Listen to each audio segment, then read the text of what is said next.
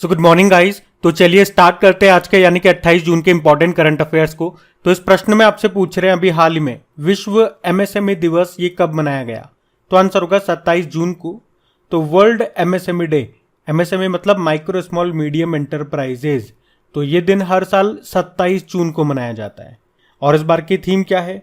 Future ready MSME for India at the rate 100। और हमारे MSME मंत्री कौन है? नारायण रणेय। और आपको बता दूं हमारे देश की जीडीपी में एमएसएमई सेक्टर का 30% का योगदान है।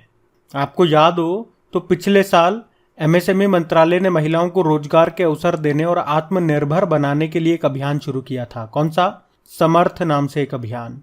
और उसी तरह से रैंप कार्यक्रम, इसको भी एमएसएमई मंत्रालय ने शुरू किया था। संभव और स्वावलंबन पहल भी इन्होंने शुरू की थी। और अभी 2023 में बात करें तो अभी चलो आप बताओ पहले, किस बैंक ने राजस्थान में एमएसएमई उद्यमियों के लिए एमएसएमई प्रेरणा कार्यक्रम शुरू किया था? तो आंसर होगा इंडियन बैंक। तो प्रश्न तो हमारा डे वाला है, एमएसएमई डे कब मनाते हैं? तो आंसर होगा 27 जून को। अब मैंने आपको बोला था इंपॉर्टेंट डे वाला क्वेश्चन आते ही उस महीने के सारे इंपॉर्टेंट डेज में आपको रिवाइज कराऊंगा। तो चलो रिवाइज करते हैं। 1 जून को वर्ल्ड मिल्क डे मनाया, 3 जून को वर्ल्ड बाइसिकल डे था, 5 जून को वर्ल्ड एनवायरनमेंट डे, 7 जून को विश्व खाद्य सुरक्षा दिवस, 8 जून को विश्व महासागर दिवस और 8 जून को ही वर्ल्ड ब्रेन ट्यूमर डे, 12 जून को विश्व बाल श्रम निषेध दिवस, 13 जून को अंतर्राष्ट्रीय रंगहीनता जागरूकता दिवस, 14 जून को वर्ल्ड ब्लड डोनर डे, 15 जून को विश्व बुजुर्ग दुर्व्यवहार दिवस और 15 जून को एक ग्लोबल विंड डे, 16 जून को अंतर्राष्ट्रीय परिवार परीक्षण दिवस, 17 जून को विश्व मरुस्थलीकरण और सूखा रोकथाम दिवस, 18 जून को सस्टेनेबल गैस्ट्रोनोमी डे, 19 जून को विश्व सिकल सेल जागरूकता दिवस, 20 जून को विश्व शरणार्थी दिवस, 21 जून को अंतर्राष्ट्रीय योगा दिवस, 21 जून को वर्ल्ड म्यूजिक डे और 21 जून को ही वर्ल्ड हाइड्रोग्राफी डे, 23 जून को संयुक्त राष्ट्र लोक सेवा दिवस, 25 जून को नाविक दिवस और अभी 26 जून को वर्ल्ड ड्रग डे के रूप में मनाया। तो जून के ये इंपॉर्टेंट डेज हैं। अच्छा, अभी उत्तर प्रदेश में वीडियो का जो पेपर हुआ था, तो अगर आप में से किसी ने पेपर दिया है तो बताओ कैसा रहा पेपर मैंने देखा नहीं है, लेकिन कुछ स्टूडेंट्स ने बताया कि काफ़ी सारे करंट अफेयर्स के क्वेश्चन मिले। वो स्टूडेंट काफ़ी खुश थे, अच्छा पेपर गया उनका। बाकी आप में से किसी ने दिया तो बताओ कैसा रहा। और सेशन अच्छा लगता है तो प्लीज़ लाइक ज़रूर करा करें। और हाँ, इससे अपने दोस्तों के साथ में या जो भी आपका स्टडी ग्रुप होता है वहाँ पे शेयर ज़रूर करा करें। बाकी आपकी प्रैक्टिस कहाँ पे करनी है? आपको क्रैक एग्जाम एप्लीकेशन में इन सभी क्वेश्चंस की, ये जो हम डेली पढ़ते हैं करंट अफेयर्स, वीकली वाले, मंथली वाले, सबकी क्विज आपको मिल जाएगी क्रैक एग्जाम एप्लीकेशन पे। पीडीएफ भी आपको वहीं मिलेगी, लिंक उसका डिस्क्रिप्शन बॉक्स में है। अभी हम बढ़ते हैं आगे। चलिए फिर बताइए, अभी हाल ही में ग्रीस के प्रधानमंत्री के रूप में किसने शपथ ली? तो आंसर होगा किरियाकोस मित्सोटाकिस। तो न्यू डेमोक्रेसी पार्टी के नेता किरियाकोस मित्सोटाकिस ने ग्रीस के प्रधानमंत्री के रूप में दूसरे कार्यकाल के लिए शपथ ली है। ग्रीस, इसकी कैपिटल है एथेंस। आपको याद है ना, पहला ओलंपिक गेम्स एथेंस में ही हुआ था। चलो बताओ कब हुआ था? यहाँ की करेंसी तो यूरो है और प्रधानमंत्री अभी फिर से बन गए किरियाकोस मित्सोटाकिस। बाकी अभी फिनलैंड के प्रधानमंत्री बने थे पेटेरी ओर्पा और लातविया के पहले समलैंगिक राष्ट्रपति बने एडगर रिंकेविक्स और नाइजीरिया के प्रेसिडेंट बने बोला टिनुबू। तो ये नाम भी न्यूज़ में थे, इनको भी ध्यान रखना। बढ़ते हैं आगे। चलिए फिर बताइए, फीफा अंडर 17 विश्व कप का आयोजन किस देश में किया जाएगा? तो आंसर होगा इंडोनेशिया में। तो आपको याद होगा पहले ये FIFA under 17 world cup Peru देश में होने वाले थे, फिर उससे मेजबानी छीन ली थी और अब फीफा ने इसकी मेजबानी इंडोनेशिया को सौंपी है। ये इसी साल 10 नवंबर से लेके 2 दिसंबर तक होंगे थे। अच्छा, आपको याद होगा अभी 2023 में फीफा अंडर 20 विश्व कप ये अभी अर्जेंटीना में हुए, जो कि पहले इंडोनेशिया में होने वाले थे, लेकिन अर्जेंटीना में ये हुए। इसमें विजेता रहा उरुग्वे इटली को हरा करके। और अभी 2023 में फीफा महिला विश्व कप होंगे, 2 देशों में होंगे, ऑस्ट्रेलिया और न्यूजीलैंड, जिसका शुभंकर भी है, तजुनी है जो कि पेंगुइन को रिप्रेजेंट करता है। अच्छा, अभी इंटर कॉन्टिनेंटल फुटबॉल कप ये हुए भुवनेश्वर में। आप बताओ इसको किसने जीता, किसको हरा के? बाकी अभी Laureus sportsman of the year का अवार्ड मिला लियोनेल मेसी को और world team of the year का अवार्ड मिला अर्जेंटीना की पुरुष फुटबॉल टीम को। क्यों? क्योंकि अभी जो फीफा मेंस वर्ल्ड कप हुआ था 2022 के लास्ट में, जो कि इसका 22वां संस्करण था, कतर में हुआ था वो, जिसका शुभंकर लाइब था, उसको अर्जेंटीना ने जीता फ्रांस को हरा के। और अभी आपने पढ़ा था कि अंतर्राष्ट्रीय फुटबॉल में 200 मैच खेलने वाले पहले पुरुष फुटबॉलर कौन बन गए? Cristiano Ronaldo. ये फीफा मेंस वर्ल्ड कप अभी जो 2022 में हुए थे वो कतर में हुए थे। अगले वाले जो होंगे 4 साल बाद 2026 में, वो कहाँ पे होंगे? 3 देशों में होंगे, अमेरिका, मैक्सिको और कनाडा में। और अभी जो 76 नंबर की संतोष ट्रॉफी है वो अभी जीती है कर्नाटक ने मेघालय को हरा के। तो याद रखना, इस प्रश्न में से हमने देखा कि 2023 में FIFA under 17 mains world cup ये अब कहाँ पे होंगे? इंडोनेशिया में।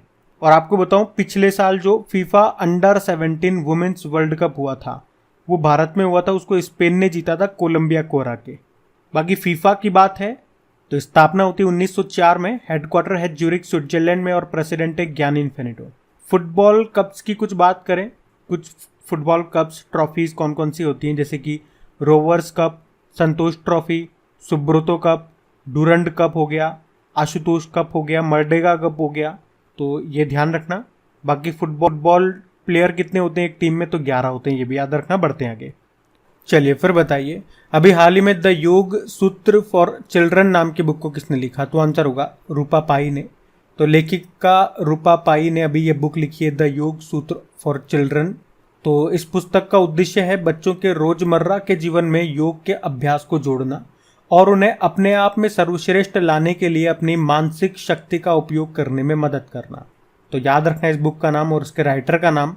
बाकी अभी डॉक्टर मनोज कुमार, इन्होंने supreme court on commercial arbitration नाम से बुक लिखी। BK Shivani the power of one thought नाम से बुक लिखी।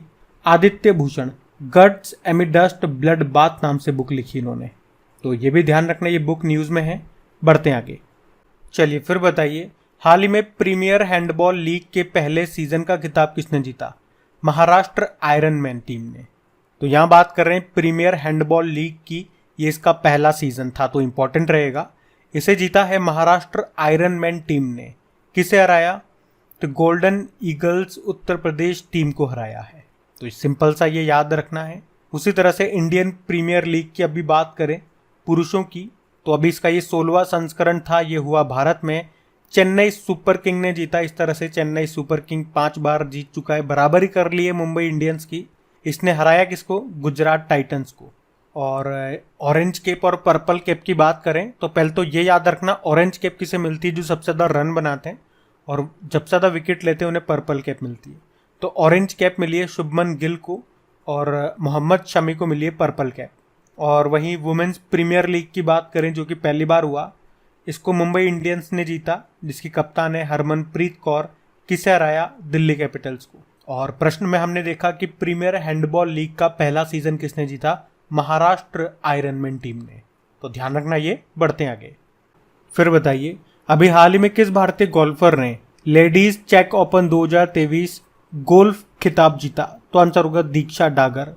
तो भारतीय गोल्फर हैं दीक्षा डागर और इन्होंने अभी लेडीज चेक ओपन 2023 चैंपियनशिप को जीत लिया है। तो आप कह सकते हो कि अदिति अशोक के बाद दीक्षा डागर एकमात्र अन्य भारतीय गोल्फर हैं जिन्होंने 2 या उससे अधिक LET खिताब जीते। LET मतलब लेडीज यूरोपियन टूर खिताब। अब देखो, ये प्रश्न हो सकता है आपके एग्जाम में कैसे भी मोल्ड करके हो सकता है आ जाए। जैसे कि पूछ ले कि सिंपल करना हो तो कि दीक्षा डागर का संबंध किस खेल से है? तो आंसर होगा गोल्फ से। और इसी के साथ मैं आपको कुछ और भारतीय गोल्फर के नाम बता दूं जो न्यूज़ में रहते हैं, जैसे कि आदित्य अशोक हो गया, ये दीक्षा डागर हो गया, जीव मिल्खा सिंह हो गए, ज्योति रंधावा हो गई और शर्मिला निकोलेट। इनका नाम भी ध्यान रखना, ये गोल्फर हैं, भारतीय गोल्फर हैं। मैंने आपको बताया ना, इस तरह से प्रश्न पूछ लेते हैं कई बार, तो ध्यान रखना इनके नाम। बढ़ते हैं आगे। चलिए फिर बताइए, अभी DBS बैंक इंडिया के नए मैनेजिंग डायरेक्टर कौन बने? प्रबंध निदेशक। तो आंसर होगा रजत वर्मा। तो याद रखना, अभी DBS बैंक इंडिया ने रजत वर्मा को अपना मैनेजिंग डायरेक्टर के रूप में नियुक्त किया है। वैसे ये जो DBS बैंक है, जो इसकी मेन ब्रांच है, भाई भारत में तो इसकी सब ब्रांच हो गई, इसकी जो मेन ब्रांच है जहाँ का ये बैंक है, कहाँ का बैंक है? ये सिंगापुर का बैंक है। बाकी अभी देवदत्त चंद ये अभी बैंक ऑफ बड़ौदा के मैनेजिंग डायरेक्टर बने और रजनीश कर्नाटक ये बैंक ऑफ इंडिया के MD CEO बने, जबकि श्री कृष्ण हरिहर शर्मा ये कर्नाटक बैंक के MD CEO बने। तो देखो वैसे ये प्रश्न बैंकिंग का है, तो अपॉइंटमेंट भी मैंने बैंकिंग वाले लिए, ध्यान रखना ये। बढ़ते हैं आगे। फिर बताइए, हाल ही में किसने क्रिकेट विश्व कप 2023 के लिए जीतेंगे हम नाम से एक अभियान शुरू किया? तो आंसर होगा अदानी ग्रुप ने। आपको पता है क्रिकेट वर्ल्ड कप 2023 कहाँ पे होंगे? भारत में। तो अभी इसके लिए अदानी ग्रुप ने हम जीतेंगे नाम से एक अभियान शुरू किया है। तो अभी अदानी ग्रुप ने 1983 विश्व कप जीतने वाली भारतीय क्रिकेट टीम के खिलाड़ियों को सम्मानित किया और इसी कार्यक्रम के साथ जीतेंगे हम नाम से एक अभियान भी शुरू किया, जिसका उद्देश्य है भारतीय क्रिकेट प्रशंसकों को एकजुट होने के लिए प्रोत्साहित करना। आपको याद है under 19 women's T20 world cup ये पहली बार हुआ साउथ अफ्रीका में। इसको भारत ने जीता है इंग्लैंड को हरा करके। और वहीं अभी ACC under 23 women T20 emerging Asia cup 2023 का आयोजन हुआ था हांगकांग में। ये भी पहली बार हुआ, इसको भी भारत ने जीता बांग्लादेश को हरा के। और अगर आपसे पूछूं कि ICC women's cricket world cup जो 2022 में हुआ था न्यूजीलैंड में, उसको ऑस्ट्रेलिया ने जीता था इंग्लैंड को हरा करके। तो ध्यान रखना ये पॉइंट्स। बढ़ते आगे। चलिए फिर बताइए, अभी जून 2023 में कौन सा शहर पहले अंतर्राष्ट्रीय खेल फिल्म महोत्सव की मेजबानी कर रहा है? तो आंसर होगा कोलकाता। तो पश्चिम बंगाल की कैपिटल कोलकाता ये पहले अंतर्राष्ट्रीय खेल फिल्म महोत्सव की मेजबानी कर रहा है।